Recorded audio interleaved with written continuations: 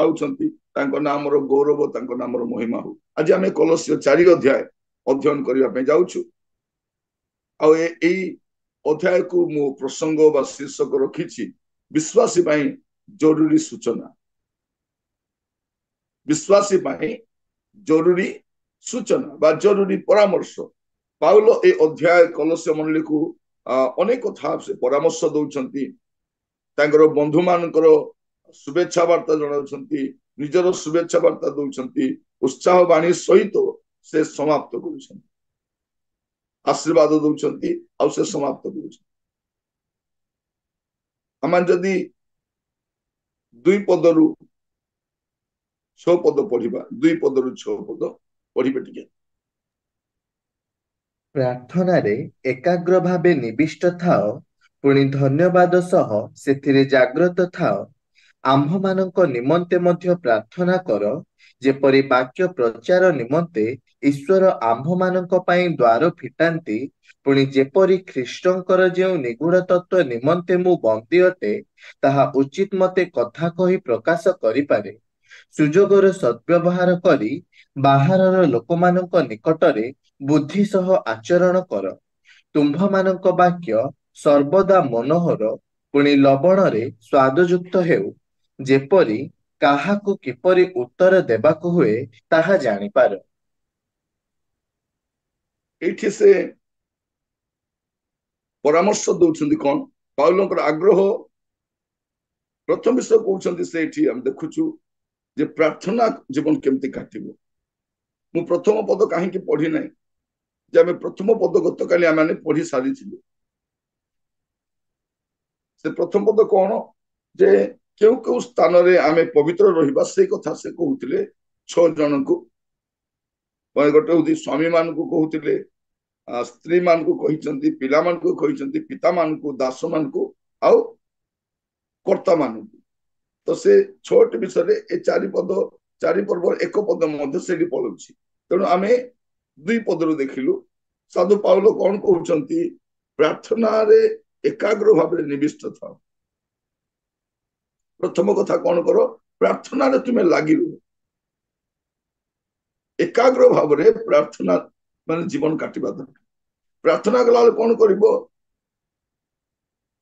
निज पाई तो प्रार्थना करिवो, निजर विषय गुडा को प्रार्थना करिवो, आ द्वितीय विषय आम्भमान को पाई मध्य प्रार्थना माने साधु पाउल कहउछन्ती आम पाई मध्य प्रार्थना करिवो। से कोन कहउछन्ती आम्भमान को निमंते मध्य प्रार्थना करो, जेपरि वाक्य प्रचार निमंते ईश्वर आम्भमान को पाई द्वार फिटान।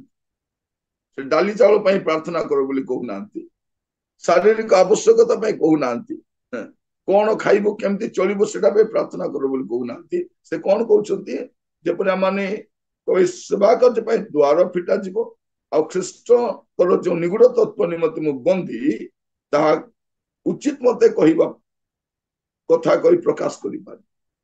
ए दीटा विषय प्रार्थना करिवो। तो प्रथम रे प्रार्थना करिवो, तापर द्वितीय कथा से कौन कहउछन्ती सुजोगर सद्व्यवहार करिवो। सुजोगर सद्व्यवहार करिवो। 4 पर्व तर 2 पदर द्वितीय अंश रे जाग्रत था। गोटे गोटे विषय प्रार्थना करो, जाग्रत था, सुजोगर सद्व्यवहार करो, तापर कौन करो गोटे फलप्रद जीवन काटो। फलप्रद जीवन केमति देखिबे 5 पद 6 पद रे जे सुजोगर सद्व्यवहार करो, बाहर लोक मान निकट रे बुद्धि सो आचरण करो। बुद्धि काहे दिया जाइछि, बाहर लोक मान सहित केमिति आचरण करिवार अछि। बाहर लोकों सहित केमिति आचरण, जन प्रभु को जानते नहीं। बाहर लोक माने कोन, आपन को परिवार बाहर नहंती, जे माने प्रभु को जानी नाहंती, जो लोक माने प्रभु रे नाहंती, आपन सेमान को सहित केमिति व्यवहार करिवे, आपन सेमान को सहित केमिति मिलामिशा करिवे। से कौन कहउछन्ती तुमान को वाक्य सर्वदा मनोहर, तुमानकर वाक्य मनोहर, पुणी लवण स्वादयुक्त हो, ଯେପରି କାହାକୁ କିପରି ଉତ୍ତର ଦେବାକୁ ହୁଏ ତାହା ଜାଣିପାର। ତ ପାଉଲଙ୍କର ଆଗ୍ରହ କଣ? ତୁମର ପ୍ରାର୍ଥନା ଜୀବନରେ ତୁମେ ଅଗ୍ରସର ହୁଅ। ପ୍ରାର୍ଥନା ନିଜ ପାଇଁ କର, ଆମମାନଙ୍କ ପାଇଁ ମଧ୍ୟ କର। ଆଉ କଣ? ଜାଗ୍ରତ ଜୀବନ କାଟ, ସୁଯୋଗର ସଦ୍ବ୍ୟବହାର କର। ତାପରେ କଣ କର? ବାହାର ଲୋକମାନଙ୍କ ସହିତ ଭଲ ଭାବରେ ଜୀବନ କାଟ, ଜାଗ୍ରତ। ଏବେ ଦୁର୍ଭାଗ୍ୟର କଥା କଣ? ଆମର ଦେଖିବେ, ଯଦି ଚିନ୍ତା କରିବେ, ଆମର ଲୋକମାନେ ମଦ କିଣିବା ପାଇଁ କୋଉଠି ଯାଉଛନ୍ତି? ବିଜାତି ଦୋକାନକୁ ଯାଉଛନ୍ତି। ସେମାନେ ଜାଣିଛନ୍ତି ଏମାନେ ଖ୍ରୀଷ୍ଟିଆନ ବୋଲି, ଜାଣିଛନ୍ତି ନା ନାହିଁ? ଏମାନେ ଖ୍ରୀଷ୍ଟିଆନ ବୋଲି ଜାଣିଛନ୍ତି। ସେମାନେ ପାନ ପୁଡିଆ କିଣିବା ପାଇଁ ଯାଉଛନ୍ତି, ସେ ଲୋକ ଜାଣିଛି ଏମାନେ ଖ୍ରୀଷ୍ଟିଆନ। କୋର୍ଟ କେସ୍ ନେଇକିରି ଜାଗତିକ ଓକିଲ ପାଖକୁ ଯାଉଛନ୍ତି, ହେଲା? ଘରେ ଝଗଡା ନେଇକି ଓକିଲ ପାଖକୁ ଯାଉଛନ୍ତି।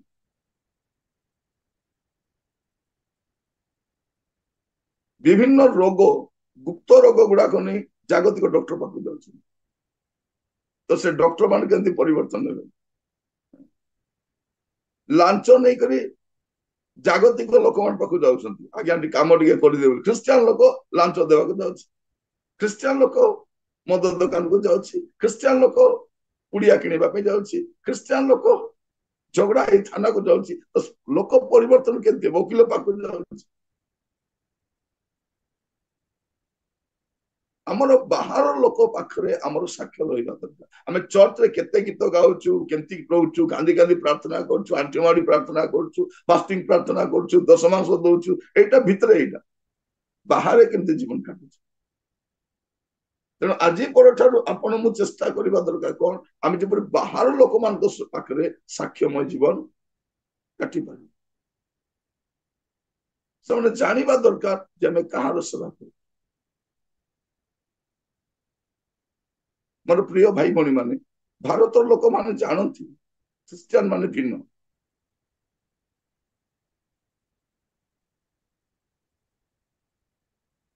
ସେମାନଙ୍କର ଜୀବନ ଶୈଳୀ ଭିନ୍ନ, ସେମାନଙ୍କ ଆଚାର ବ୍ୟବହାର ଭିନ୍ନ, ଜାଣନ୍ତି।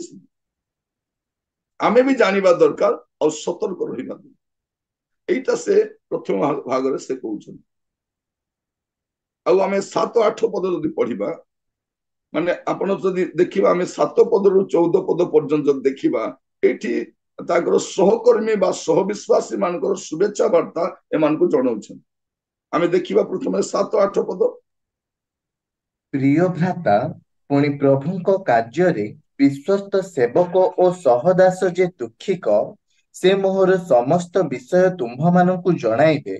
ଏହି ଉଦ୍ଦେଶ୍ୟରେ ହିଁ ମୁଁ ତାଙ୍କୁ ତୁମ୍ଭମାନଙ୍କ ନିକଟକୁ ପଠାଇଲି, ଯେପରି ତୁମ୍ଭେମାନେ ଆମ୍ଭମାନଙ୍କ ଅବସ୍ଥା ବିଷୟ ଜାଣିପାର ଓ ତୁମ୍ଭମାନଙ୍କ ହୃଦୟ ତାଙ୍କ ଦ୍ୱାରା ଉତ୍ସାହ ପ୍ରାପ୍ତ ହୁଏ। ପ୍ରଥମ କଥା ସେ କାହାକୁ ପଠାଉଛନ୍ତି? ଦୁଃଖିକ। ସେ ଜଣେ ବିଶ୍ୱସ୍ତ ସେବକ ଆଉ ପାଉଲଙ୍କର ସହଦାସ। ଏଇଠି ଆପଣ ଦେଖିବେ ପାଉଲ ଏପରି ଏକ ବ୍ୟକ୍ତି, ସେ ଛୋଟ ଛୋଟ ପ୍ରତ୍ୟେକ ଲୋକ ସେମାନଙ୍କୁ ସେ ଧ୍ୟାନରେ ଦିଅନ୍ତି। ଆମେ ବେଳେ ବେଳେ ଆମମାନଙ୍କ ସହିତ ଅନେକ ଲୋକ କାର୍ଯ୍ୟ କରନ୍ତି, ଆମେ ଜାଣିନଥାଉ। ଆମର ସହକର୍ମୀ ମାନଙ୍କ ନାମ ଆମେ ଜାଣିନଥାଉ। ଦେଖିବେ ଅନେକ ପାଳକ ମାନେ ମଣ୍ଡଳୀରେ ଦୀର୍ଘ ବର୍ଷ ରହିଲା ପରେ ମଧ୍ୟ ସେ ପରିବାର କିଏ, ଏ ପରିବାର କିଏ ଜାଣିନଥାନ୍ତି।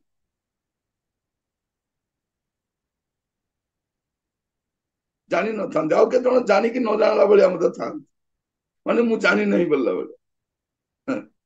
ଅଭି ଗୋଟେ ମିଟିଂରେ ଯାଇଥିଲୁ, ମୁଁ ଷ୍ଟେଜରେ ଅଛି, ମୋ ସ୍ତ୍ରୀ ତଳେ ବସିଛନ୍ତି।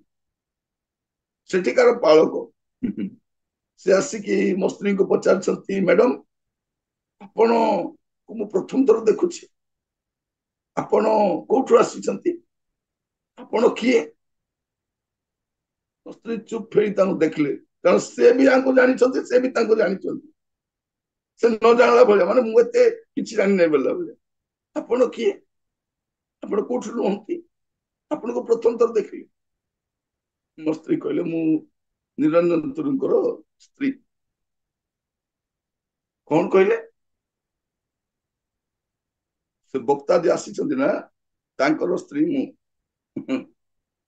ମାନେ ନିରଞ୍ଜନକୁ ମତେ ଜାଣିନାହିଁ ବୋଲା ବେଳେ କଣ ସେ କହିଲେ ଯୋଉ ବକ୍ତା ଏବେ ଷ୍ଟେଜରେ ବାକ୍ୟ ଦଉଥିଲେ ଆପଣ ଯାହାଙ୍କୁ ପରିଚୟ କରାଇଲେ ତାଙ୍କର ମୁଁ। ଓହୋ, ମୁଁ ତ ଜାଣିନଥିଲି। ପରେ ମୋ ସ୍ତ୍ରୀ କହୁଛନ୍ତି ନ ଜାଣିଲା ଭଳିଆ ହଉଥିଲେ ଇଏ। ମାନେ କେତେ ବର୍ଷରୁ ଆମେ ଜାଣିଛୁ। ମାନେ ମୁଁ କହିବା ପାଇଁ ଚାହେଁ ପାଉଲଙ୍କର ବିଷୟ ଦେଖିବେ ତାଙ୍କର ପତ୍ରରେ ଜଣ ଜଣ ଗୋଟି ଗୋଟି କରି ସମସ୍ତଙ୍କୁ ସେ ଦେଖନ୍ତୁ ତୁଖିକ ବିଷୟ କହୁଛନ୍ତି। ତୁଖିକ ଆସିବେ ଆଉ ସେ ଆମମାନଙ୍କ ଅବସ୍ଥା ବିଷୟ ସେମାନଙ୍କୁ ଜଣେଇବେ। ସେ ମୋର ସହଦାସ ଆଉ ସେ ଜଣେ ବିଶ୍ୱସ୍ତ ସେବକ। ତାପରେ ଆପଣ 9 ପଦ ଦେଖିବେ। ତାଙ୍କ ସଙ୍ଗରେ ମୁଁ ବିଶ୍ୱସ୍ତ ଓ ପ୍ରିୟ ଭ୍ରାତା ଅନିସିମଙ୍କୁ ପଠାଇଲି। ସେ ତୁମ୍ଭମାନଙ୍କ ମଧ୍ୟରୁ ଜଣେ। ସେମାନେ ଏହି ସ୍ଥାନର ସମସ୍ତ ବିଷୟ ତୁମ୍ଭମାନଙ୍କୁ ଜଣାଇବେ। ଏବେ କାହାକୁ ପଠେଇବି କହୁଛନ୍ତି? ଅନିସିମ। ଅନିସିମ କିଏ? ଅନିସିମ ହଉଛନ୍ତି ଯେ ଅନିସିମକୁ କୋଉଠି ଭେଟିଲେ? ଇଏ ଅନିସିମକୁ ଜେଲରେ ଭେଟିଲେ। ଆପଣ ଫିଲିମନ ପୁସ୍ତକ ପଢିବା ସମୟରେ ଜାଣିବେ। ଆପଣ ଟିକେ ପଢିବେ ଫିଲିମନ ତାର ପ୍ରଥମ ଅଧ୍ୟାୟ ତାର 10 ପଦ। ମୋହର ଏପରି ବନ୍ଧନ ଅବସ୍ଥାରେ ମୋ ଠାରୁ ଜାତ ମୋହର ବର୍ଷ ଅନିସିମ ନିମନ୍ତେ ତୁମ୍ଭକୁ ଅନୁରୋଧ କରୁଅଛି। ଅନିସିମ କିଏ? ଯେ ଫିଲିମନଙ୍କ ଘରେ କାମ କରୁଥିଲେ ଆଉ ଫିଲିମନଙ୍କର ସମ୍ପତ୍ତି ଚୋରିକି ପଳେଇଥିଲେ, କିଛି ଗୋଟେ ଜିନିଷ ଧରି ପଳେଇଥିଲେ। ସେ ଧରା ପଡିକି ଜେଲରେ ଥିଲେ। ଆଉ ଜେଲରେ ପରିଚୟ ହେଲା ଆଙ୍କର କଣ? ତୁମେ କିଏ? ନାଇଁ ମୁଁ ଅନିସିମ। ମୁଁ ଫିଲିମନଙ୍କର ଦାସ। ତାଙ୍କ ଘରେ ଥିଲି, ଅମୁକ କାମ କରି ପଳଉଥିଲି, ମୁଁ ଧରା ପଡିଯାଇଛି। ଆଉ ସେଇଠି ତାଙ୍କୁ ସେ ପରିବର୍ତ୍ତନ କରିଛନ୍ତି। ଆଉ ସେ ପରିବର୍ତ୍ତନ ହେଲା ପରେ ଫିଲିମନକୁ ଚିଠି ଲେଖୁଛନ୍ତି, ଫିଲିମନ ଅନିସିମକୁ ମୁଁ ପଠଉଛି, ତାକୁ ଗ୍ରହଣ କରିବ। ସେ ପରିବର୍ତ୍ତନ ହେଇଯାଇଛି। ଯଦି କିଛି କ୍ଷତି କରିଛି ତୁମେ କଣ କରିବ? ମୋର ଖାତାରେ ଲେଖିଦିଅ, ମୁଁ ଆସିଲେ ସୁଝିଦେବି। କିନ୍ତୁ ତୁମେ କଣ କରିବ? ଅନିସିମକୁ ଗ୍ରହଣ କରିବ। ଏବେ ସେ ଅନିସିମକୁ ପଠାଉଛନ୍ତି। ତା କାହା ସହିତ? ତୁଖିଙ୍କ ସହିତ ଅନିସିମ ମଧ୍ୟ ସେ ଜଣେ ବିଶ୍ୱସ୍ତ ଆଉ ପ୍ରିୟ ଭ୍ରାତା ଅନିସିମଙ୍କୁ ପଠେଇଲି। ସେ ତୁମାନଙ୍କ ମଧ୍ୟରେ ଜଣେ। କେତେ ସୁନ୍ଦର ଭାବରେ ତାଙ୍କ କଥା ଲେଖୁଛନ୍ତି। ତାପରେ ଆପଣ ପଢନ୍ତୁ 10 ପଦ। ମୋହର ସହବନ୍ଦୀ ଆରିସ୍ତାର୍ଖ ପୁଣି ବର୍ଣ୍ଣବାଙ୍କ କୁଟୁମ୍ବୀୟ ଭ୍ରାତା ମାର୍କ ଏହାଙ୍କ ସମ୍ବନ୍ଧରେ ତୁମ୍ଭେମାନେ ଆଦେଶ ପାଇଅଛ। ସେ ଯଦି ତୁମ୍ଭମାନଙ୍କ ନିକଟକୁ ଆସନ୍ତି ତେବେ ତାଙ୍କୁ ଗ୍ରହଣ କର। ତୁମ୍ଭମାନଙ୍କୁ ନମସ୍କାର ଜଣାଉଅଛନ୍ତି। ଏବେ କଣ କର? ଯେ ମୋହର ସହବନ୍ଦୀ ଆରିସ୍ତାର୍କ ପୁଣି ବର୍ଣ୍ଣବାଙ୍କର କୁଟୁମ୍ବୀୟ ଭ୍ରାତା ମାର୍କ। ମାର୍କ କିଏ ଅଟନ୍ତି? ବର୍ଣ୍ଣବାଙ୍କ ରିଲେଟିଭ। ସେଇଥିପାଇଁ ଏ ମାର୍କ ପାଇଁ ଏମାନେ ଝଗଡା ହେଲେ। କିଏ? ପାଉଲ ଆଉ ବର୍ଣ୍ଣବାଙ୍କର ଅଶାନ୍ତିର କାରଣ କଣ? ଏ ମାର୍କ। ମାର୍କ କଣ ଅଧା ବାଟରେ ପଳେଇ ଆସିଥିଲେ ସେବାରୁ, କିନ୍ତୁ ପରବର୍ତ୍ତୀ ସମୟରେ ସାଧୁ ପାଉଲ ତାଙ୍କୁ ବି ଗ୍ରହଣ କରୁଛନ୍ତି। ସାଧୁ ପାଉଲ ବହୁତ ଷ୍ଟ୍ରିକ୍ଟ ଲୋକ ଥିଲେ। କଥାବାର୍ତ୍ତାରେ, ବ୍ୟବହାରରେ, ସେବା କାର୍ଯ୍ୟରେ ବହୁତ ଷ୍ଟ୍ରିକ୍ଟ ଲୋକ। ଟିକେ ଗଡବଡ ହେଲେ ସିଧା ଚାଲ। ତାଙ୍କ ପାଇଁ ସେ ଅଲଗା ହେଇଗଲେ। ଏବେ ସେ କଣ କହୁଛନ୍ତି? ମୋର ସହବନ୍ଦୀ ଆରିସ୍ତାର୍କ ପୁଣି ବର୍ଣ୍ଣବାଙ୍କର କୁଟୁମ୍ବୀୟ ଭ୍ରାତା ମାର୍କ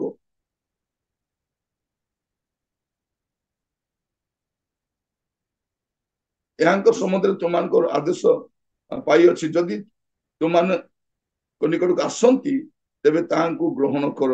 ତୁମମାନଙ୍କୁ ନମସ୍କାର ଜଣାଉଛନ୍ତି। ତାଙ୍କୁ ବି ତୁମେ ଗ୍ରହଣ କର। ତାଙ୍କ ତରଫରୁ ମଧ୍ୟ ଶୁଭେଚ୍ଛା ବାର୍ତ୍ତା ସେ ଦଉଛନ୍ତି। ତାପରେ 11 ପଦ।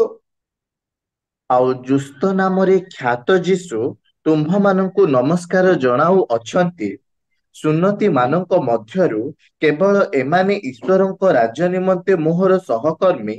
ଏମାନେ ମୋହର ସାନ୍ତ୍ୱନାର କାରଣ ହୋଇଅଛନ୍ତି। ଏବେ ସେ ଜୁସ୍ତଙ୍କ ବିଷୟ ଲେଖୁଛନ୍ତି। ଦେଖନ୍ତୁ ଜଣେ ଜଣେ ଜଣେ ସେ ମୋର ସହକର୍ମୀ। ତାପରେ ଆପଣ 12 ପଦ ଦେଖି 12-13 ପଦ। ଏପାଫ୍ରା ଯେ ତୁମ୍ଭମାନଙ୍କ ମଧ୍ୟରୁ ଜଣେ ତୁମ୍ଭମାନଙ୍କୁ ନମସ୍କାର ଜଣାଉଅଛନ୍ତି। ସେ ତ ଖ୍ରୀଷ୍ଟ ଯୀଶୁଙ୍କର ଦାସ। ଏବଂ ଆପଣା ପ୍ରାର୍ଥନାରେ ତୁମ୍ଭମାନଙ୍କ ନିମନ୍ତେ ସର୍ବଦା ପ୍ରାଣପଣ କରୁଅଛନ୍ତି, ଯେପରି ତୁମ୍ଭେମାନେ ସିଦ୍ଧ ଓ ଈଶ୍ୱରଙ୍କ ସମସ୍ତ ଇଚ୍ଛା ସମ୍ବନ୍ଧରେ ସମ୍ପୂର୍ଣ୍ଣ ବିଶେଷଜ୍ଞ ହୋଇ ଅଟଳ ହୋଇ ରୁହ। କାରଣ ସେ ତୁମ୍ଭମାନଙ୍କ ନିମନ୍ତେ ପୁଣି ଲାଉଦିକିଆ ଓ ହିୟରାପୋଲି ନିବାସୀମାନଙ୍କ ନିମନ୍ତେ ଯେ ଅଧିକ କଷ୍ଟ ସ୍ୱୀକାର କରୁଅଛନ୍ତି, ତାଙ୍କ ପକ୍ଷରେ ମୁଁ ଏହି ସାକ୍ଷ୍ୟ ଦେଉଅଛି। ଏବେ କଣ ଏପାଫ୍ରା ବିଷୟରେ ଲେଖୁଛନ୍ତି? ଦେଖନ୍ତୁ, ଏମାନଙ୍କ ବିଷୟରେ ଆମେ ଭଲରେ ଜାଣିନ। ବାଇବଲର ଅନ୍ୟାନ୍ୟ ଅଧ୍ୟାୟରେ ଏମାନଙ୍କ ବିଷୟରେ ଲେଖାଯାଇନି। କିନ୍ତୁ ଅନନୋନ ଲୋକମାନଙ୍କୁ, ଅପରିଚିତ ଲୋକମାନଙ୍କୁ କେମିତି ପରିଚିତ କରାଇବା, ଏଇଟା ପାଉଲ ଜାଣିଛନ୍ତି। ଗୋଟେ ଉତ୍ତମ ସେବକର କାମ କଣ ଅଟେ? ସେ ଅଜ୍ଞାତ ଲୋକମାନଙ୍କୁ ଜ୍ଞାତ ସାରକୁ ଆଣନ୍ତି। ଅଜ୍ଞାତ ଲୋକମାନଙ୍କୁ କଣ କରନ୍ତି? ଜ୍ଞାତ ସାରକୁ ଆଣନ୍ତି। ମତେ ମଧ୍ୟ ଲୋକ ଜାଣିନଥିଲେ। ମୁଁ ଯେତେବେଳେ କଟକରେ ଗଲି, କଟକ ଲୋକ ବି ଜାଣିନଥିଲେ, ଓଡିଶାରେ ବି କେହି ମତେ ଜାଣିନଥିଲେ। ଯେତେବେଳେ ସେବାର ସୁଯୋଗ ଆସିଲା, କିଛି ପ୍ରମୁଖ ଦାସ ମାନେ ମତେ ପରିଚିତ କରେଇଲେ। କଟକରେ ଗୋଟେ ଚର୍ଚ୍ଚ ଅଛି, ଚର୍ଚ୍ଚ ଅଫ୍ ଗଡ୍। ସେଠିକାର ପାଳକ ଥାନ୍ତି ପ୍ରମୁଖ ଦାସ, ସେ ପ୍ରମୁଖ କଳକୁ ଚାଲିଗଲେଣି। ବିଏମ ଜେନା, ବିଶ୍ବ ମୋହନ ଜେନା। ସେ ଲୋକମାନଙ୍କୁ ମୋ ବିଷୟରେ ଭଲ ବିଷୟ କହିଲେ। ସେ କହିଲେ ଉତ୍ତମ ସେବକ, ଭଲ ବାକ୍ୟ ଦିଅନ୍ତି।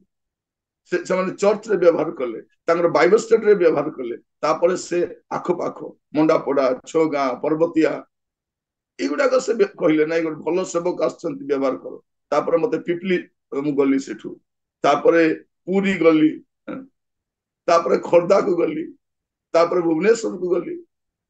ଭୁବନେଶ୍ୱରରେ ଜଣେ ପ୍ରମୁଖ ଦାସ ଅଛନ୍ତି, ୟୁନିୟନ ଚର୍ଚ୍ଚର ପାଳକ, ଆଚାର୍ଯ୍ୟ ସଂଗ୍ରାମ ସିଂ। ସେ ଅନ୍ୟ ଓଡିଶାର ଅନ୍ୟ ସ୍ଥାନ ମାନଙ୍କର ତାଙ୍କୁ ଯେତେବେଳେ ଡାକନ୍ତି, ସେ ବହୁତ ଦାୟିତ୍ୱବାନ ସେବକ, ବହୁତ ତାଙ୍କର ଦାୟିତ୍ୱ, ଉତ୍ତମ ସେବକ। ମୁଁ ତାଙ୍କ ପରି ଭଲ ସେବକ ବହୁତ କମ ଦେଖିଛି।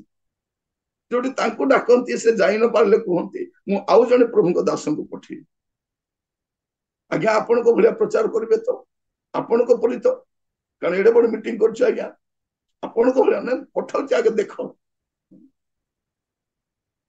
ମୁଁ ଯାଇଛି, ମୁଣ୍ଡା ସମ୍ମିଳନୀକୁ ଯାଇଛି, ସମ୍ବଲପୁର ଯାଇଛି, ଓଡିଶାର ବିଭିନ୍ନ ସ୍ଥାନକୁ, ଜୟପୁର ସହରକୁ ସେ ମତେ ପଠେଇଲେ।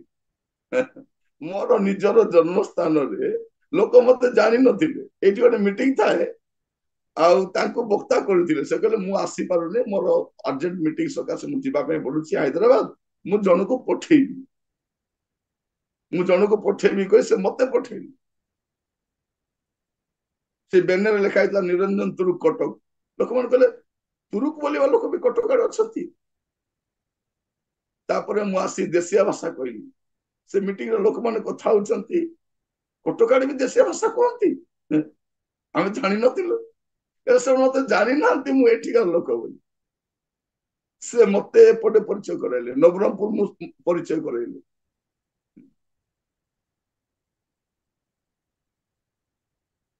ମୁଁ ବାଇବେଲ ସୋସାଇଟିରେ ପରିଚିତ ହେଲି। କାହିଁକି? ମୁଁ ଅଜ୍ଞାତ ଲୋକମାନଙ୍କୁ ଉତ୍ତମ ସେବକ ମାନେ ପରିଚିତ କରାନ୍ତି। ଚର୍ଚ୍ଚାପଗଡ଼ରେ ଆଉ ଜଣେ ପାଳକ ବି ଅଛନ୍ତି।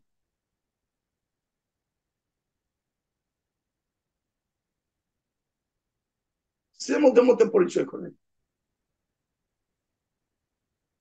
ଆଚାର୍ଯ୍ୟ ସମଲିଙ୍ଗମ, ସେ ୟୁଥ ମିଟିଂ ଗୁଡା ପଠେଇଲେ। ସେ ମତେ ନାଇଁ, ଜଣେ ଭଲ ସେବକ ଅଛନ୍ତି, ସେ ୟୁଥ ମାନଙ୍କ ମଧ୍ୟରେ ବହୁତ ସୁନ୍ଦର ବାକ୍ୟ ଦିଅନ୍ତି, ତାଙ୍କୁ ଥରେ ଡାକ। ତାଙ୍କୁ ଆମକୁ ତ ଶୁଣିଲଣି, ତାଙ୍କୁ ଡାକ। ମାନେ ମୁଁ କହିବା ପାଇଁ ଚାହେଁ, ଓଡିଶାରେ ଏମିତି ଗୋଟେ ଦିନ ମତେ ଭଲ ଲୋକମାନେ ବାଲେଶ୍ୱର ପଠେଇଲେ। ବାଲେଶ୍ୱର ମୁଁ ଗଲି, ସେଠୁ ଅନ୍ୟାନ୍ୟ ସ୍ଥାନ ମାନଙ୍କ ଚର୍ଚ୍ଚାପଗଡ ଅନ୍ୟାନ୍ୟ ଫିଲ୍ଡ ଗୁଡାକୁ ଗଲି। ସେମାନେ କଟକରେ ମିଟିଂ କରି ମତେ ବ୍ୟବହାର କଲେ। ସେମାନେ କହିଥା ନାଇଁ ଆମେ ବ୍ୟବହାର ହବୁ, ତାକୁ ବ୍ୟବହାର ନାଇଁ, ସେମାନେ ବ୍ୟବହାର କଲେ, ଏପ୍ରିସିଏଟ କଲେ।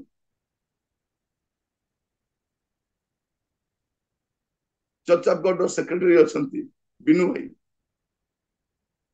ସେ ଆଗ୍ରହ ସହିତ ବ୍ୟବହାର କଲେ। ମୁଁ ଆପଣ ମାନଙ୍କୁ ପାଖରେ ଗଣି ପାରିବି, ଗଦା ଗଦା ନା ଅଛି।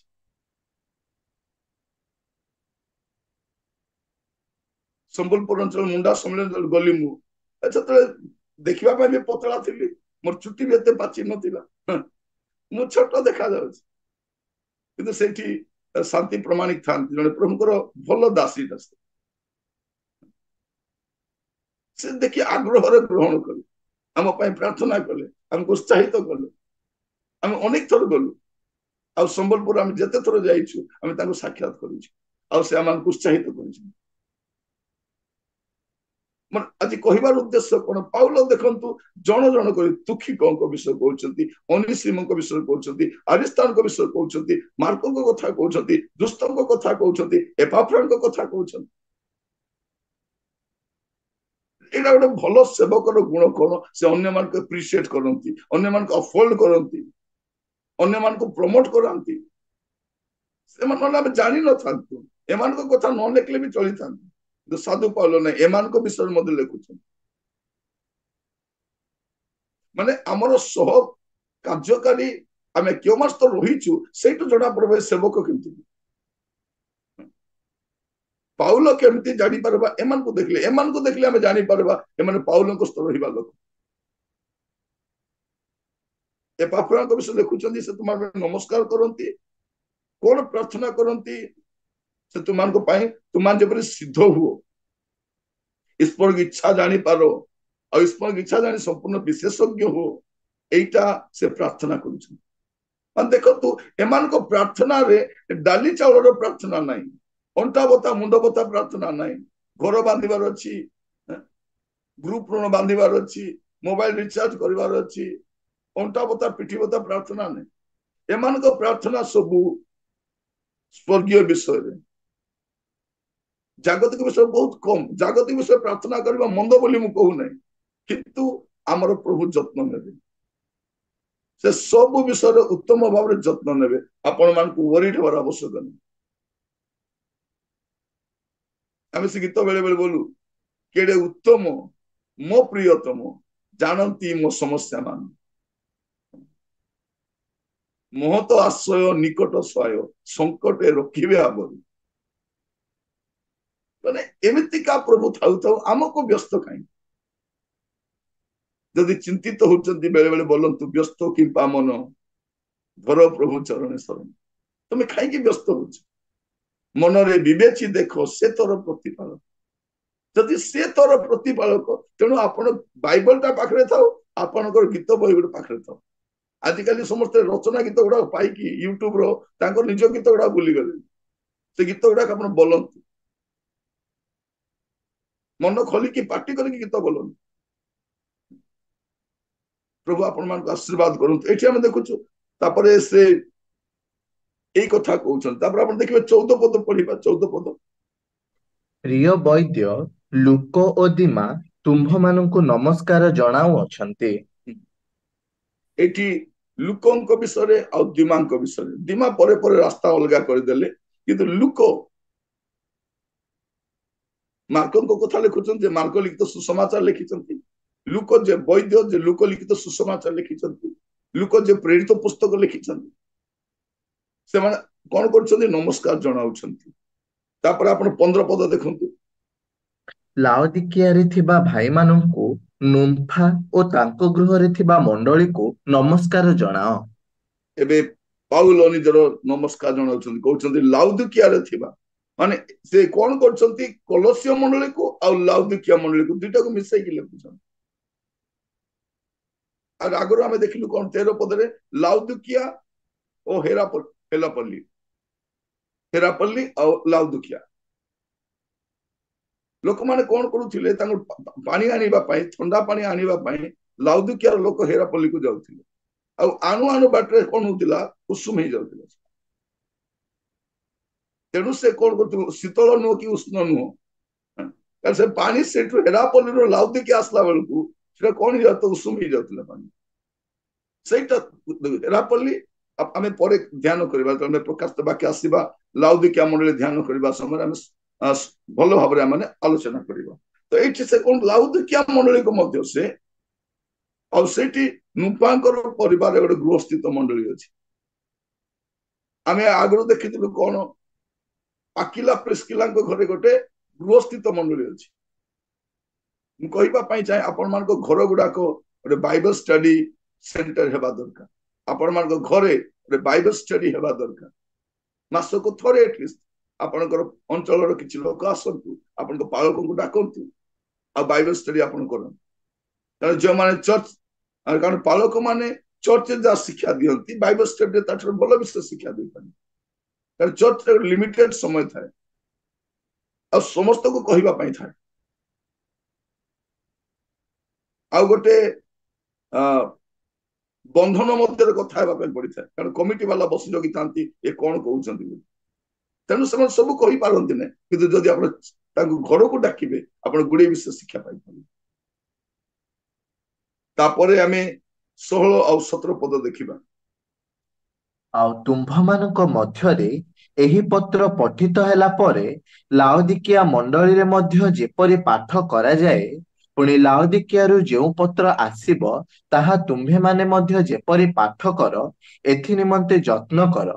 ଆର୍ଖିପଙ୍କୁ କୁହ, ତୁମ୍ଭେ ପ୍ରଭୁଙ୍କ କାର୍ଯ୍ୟରେ ଯେଉଁ ସେବାର ପଦ ପାଇଅଛ ତାହା ସମ୍ପନ୍ନ କରିବାକୁ ସାବଧାନ ହୋଇଥାଅ।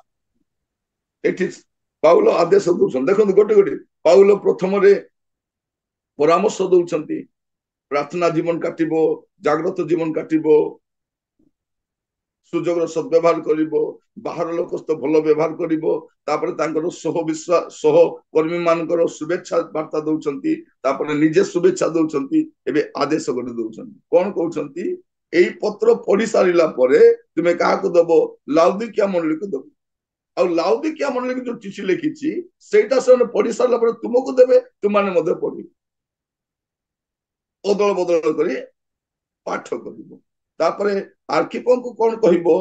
ସେ ଯୋଉ ସେବକର କାର୍ଯ୍ୟ ପାଇଛନ୍ତି ତା ପୁରା କରିବା ପାଇଁ ଯେପରି ସାବଧାନ ହେବେ ଏଇଟା ବି ତାଙ୍କୁ ଜଣେଇବ।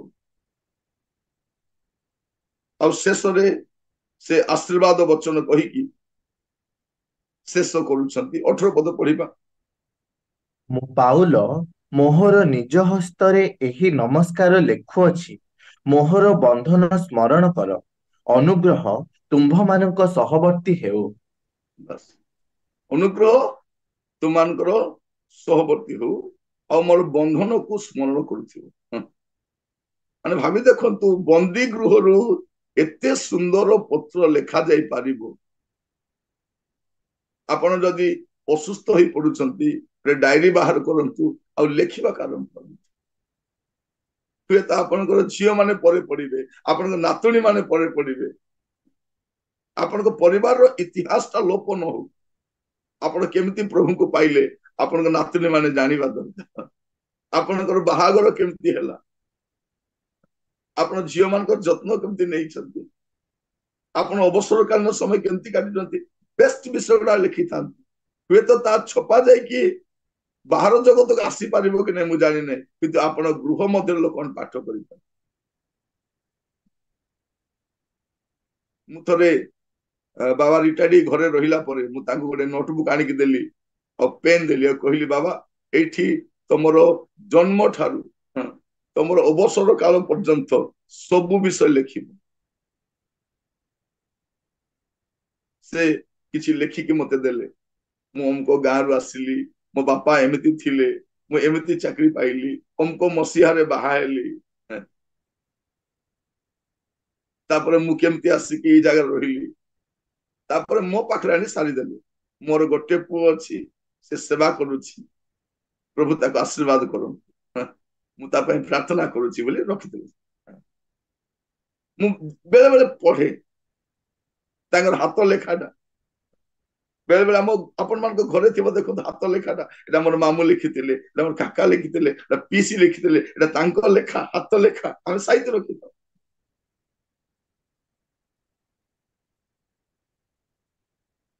ମୁଁ କହିବା ପାଇଁ ଚାହେଁ ଯେ ଆମମାନେ ଲେଖିବାର ମଧ୍ୟ ଅଭ୍ୟାସ କରିବା। କିଏ ଜାଣେ ଆମର କୋଉ ଲେଖା ପଢି କିଏ ପରିବର୍ତ୍ତନ ହବ। ଜଣେ ଲୋକଙ୍କର ଚିଠି ଗୁଡାକ ପଢି ଅନେକ ସେବକ ମାନେ ଆସିଛନ୍ତି ଚିଠି ପଢି। ମୁଁ ଥରେ ଗୋଟେ ଚିଠି ଲେଖିଥିଲି ଜଣେ ଭାଇଙ୍କୁ, ଦୀପ୍ତିପୁରରେ ସେ ସେବା କାର୍ଯ୍ୟ କରନ୍ତି, ତାଙ୍କୁ ଗୋଟେ ଚିଠି ମୁଁ ଲେଖିଥିଲି। ଆଉ ସିଏ से चिठी अन्य जड़े भाई को देले से भाई से चिठी पढ़ी परिवर्तन हेले आज से सेवार अच्छे से सेवार मु भी जाइली मालकानगिरी एरिया रे से सेठी सेवा कर सर आप प्लीज आम घर को टिके आसवे मु व्यस्तता हेले भी कहली नहीं चलो जी डाकुंट आग्रह आगे जापर गला से घरे बसैकी जलखिया देले पीवा पानी देले चाहा बनै देले तापर से कहले सर मु आपन चिट्ठी पढ़ी कि मु परिवर्तन पचारि मु तो आपन को भल जानी भी नहीं आपन को मु केबे चिट्ठी लिखी आपन ना भी मु भल जानी नहीं से कहले नहीं अमुक भाई को आपन लिखी आउ से मते देले देखो भाई केते सुंदर चिट्ठी लिखिचंती आउ से चिट्ठी रे मु चिट्ठी केते लिखिची बाइबल रो 15-17 रेफरेंस तो चिट्ठी लिखिची चिट्ठी लिखिची किंतु सबटी गोटे रेफरेंस देके चिट्ठी लिखिची सब सेटा से रेफरेंस खोली की चिट्ठी पढ़िले आउ सेई चिट्ठी द्वारा से परिवर्तन है मु प्रभु को धन्यवाद दिए जे प्रभु आमानकर अज्ञात सारे अनेक सेवा कार्य से करिछन आम कौन हवा दरकार विश्वासी भाव में सतर्क रहा दरकार यही अध्याय रे साधु पाउल से कथा कही समाप्त कर प्रथम से कौन कहते से परामर्श दौरान प्रार्थना जीवन काटिब निज प्रार्थना करिवो आम प्रार्थना करिवो तापर तुम्हें जाग्रत रहिबो तुम्हें कौन करिवो सावधान रहिबो बाहर लोक मान सहित आ तुम्हें गोटे फलप्रद जीवन काटिब तुम कथा लवणयुक्त हो लोक पाखे आचरण करने जापर तापर बंधु मान शुभेच्छा वार्ता निजर शुभेच्छा वार्ता परामर्श दौरान आशीर्वाद वचन सहित से समाप्त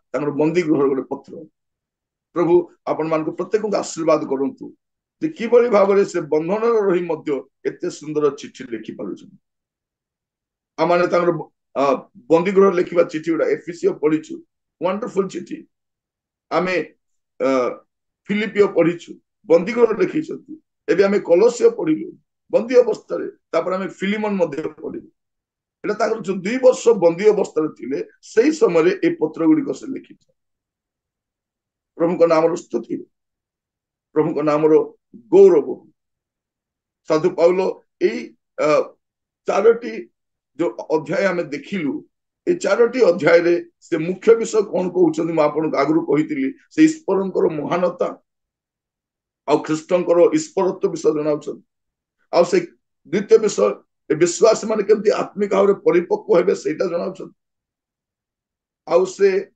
निजे को अवस्था रही सेटा जनाउछन आ प्रार्थना रो सहभागिता से लडुछन प्रभु आपन मान को प्रत्येक को